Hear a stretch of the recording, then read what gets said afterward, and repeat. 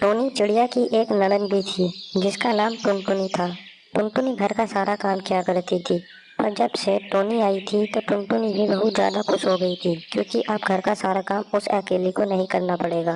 Mummy papa के जाने के बाद इतने दिनों से घर का सारा काम मैं अकेली कर रही थी। चलो टुनटुन भैया की शादी से एक तो फायदा हुआ कि अब घर का सारा काम मुझे अकेले को नहीं करना पड़ेगा। अब टोनी भाभी घर आ गई हैं तो अब मैं सारा काम टोनी भाभी पे दे दूंगी। और अगर टोनी भाभी अभी सारा काम नहीं करेंगी तो कम से कम थोड़ा तो हेल्प करेंगी। आधा काम घर का मैं करूंगी और आधा काम टोनी भाभी करेंगी। इससे दोनों को मदद मिलेगी।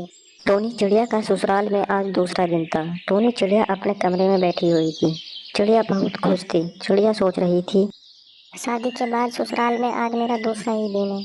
चलो इस बात की तो मुझे खुशी है कि शादी के बाद कुछ दिनों तक मुझे कोई भी काम को नहीं कहेगा। घर होती तो घर का सारा काम करना